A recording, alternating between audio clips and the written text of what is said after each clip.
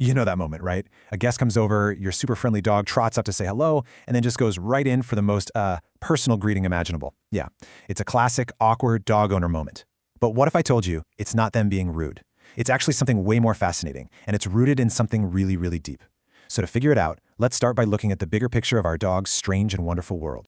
I mean, it's the question we've all asked, isn't it? We love them to pieces, but sometimes their behavior is just baffling. From spinning in circles before they lie down to howling at fire trucks, their little quirks can be a total mystery. And today, we're going to solve it. So here on Love Dogs, we're putting on our detective hats. We're going to decode all these behaviors to finally get to the bottom of that awkward sniff. And hey, if you love figuring out the secrets of your dog's world, make sure you hit subscribe so you never miss out on one of these investigations with us. All right, to solve any good mystery, you got to start with the central puzzle, right? The one that leaves everybody scratching their heads and, well, feeling a little bit embarrassed. This right here is our, let's call it the crime scene. Your dog, our friendly detective, goes right for the most private area of a new person. Now, we see it as awkward, maybe even a little rude. But for our dogs, this is just business as usual. The real question is, what kind of business is it? But here's the thing. You can't understand the sniff all by itself. The real answer is actually hidden in a pattern of their other, seemingly weird habits. Every single one is a clue. And when we put them all together, they're going to lead us straight to the big reveal. Okay, so our investigation is going to start thousands of years ago. You see, a lot of your dog's modern-day quirks, they're not really quirks at all. They're basically ancient survival programs, and they're still running on their internal hard drive today. So, clue number one, the pre-sleep spin cycle. For their wild ancestors, this was a super important survival move. Circling around would flatten tall grass, which not only made a comfy bed, but also scared away any hidden critters like snakes. Plus, it let them check the wind for predators. So even though your dog's couch is perfectly safe, that ancient instinct is still there. And it doesn't stop there. Have you ever given your dog a really special treat, only to watch them try to bury it in the couch cushions? Well, that's a direct echo of an instinct called caching.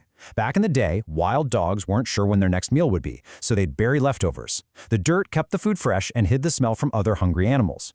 Your dog doesn't have to worry about that, but that old programming to save something for a rainy day is still running strong. And how about howling at sirens? A lot of people think it's because the sound hurts their ears, but that's not it. The frequency of a siren is surprisingly close to a wolf's howl, which they use to talk to each other over long distances. So when your dog hears a siren, they're not in pain. They're answering a call from a pack that isn't there, instinctively shouting back, "Hey, I'm over here, I hear you." So we're seeing that these behaviors are basically echoes from the past. But here's where it gets really, really interesting. They aren't just random instincts. From spinning to howling, it's all part of a secret language. And if we can understand this language, we can crack this case. Seriously, everything from burying a toy to tilting their head, it's all part of a conversation they're having with their world, with other dogs, and even with you. We just have to learn how to listen with our eyes. I mean, think about that adorable head tilt. It's not just for show. For a lot of dogs, their own nose actually blocks their view of our mouths, so tilting helps them see our facial expressions better. It also helps them figure out exactly where a sound is coming from, and on top of that, they're smart. They figure out pretty fast that when they do it, we go, "Oh!" and give them attention, so they do it more. It's a perfect mix of being practical and just plain charming. You know, even when they're asleep, they're still communicating something. Those little leg twitches and soft whimpers, that's your dog dreaming. Their brain is processing the day, filing away memories. Maybe they're finally catching that squirrel from the park. It just goes to show you, they have this complex inner world, a lot like we do. Okay, we've gathered the clues, we've seen that dog behaviors are ancient, they're instinctual, and they're a form of communication. Now it is time to put it all together and finally solve the mystery of that awkward sniff. The circling, the burying, the howling, it all points to a creature that just experiences the world in a completely different way than we do. So when they go in for that awkward sniff, what are they really doing? All right, here is the scientific key to this whole case: apocrine glands. Now, humans have these glands all over, but they're super concentrated in our armpits and, you guessed it, the groin area. These glands don't just make sweat, they secrete pheromones, which are basically unique chemical signals. For a dog, this area is like a biological information kiosk. Now take those chemical signals and combine them with this incredible fact. A dog's sense of smell is thousands upon thousands of times more powerful than ours. It's actually hard for us to even imagine. They don't just smell things, they analyze them in super high definition. They are literally seeing the world through their nose.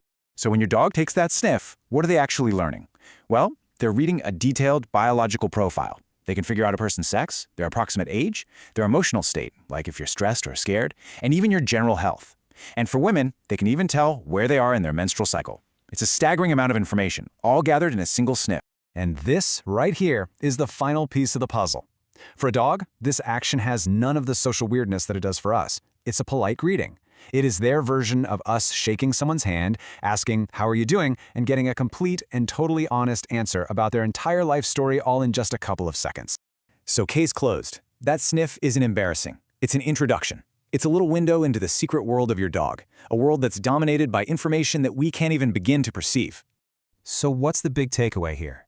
Your dog's weird behaviors aren't weird at all. They're the very thing that makes them a dog. These ancient instincts are their language, and the more we learn to understand that language, the stronger and deeper our bond with them is going to be.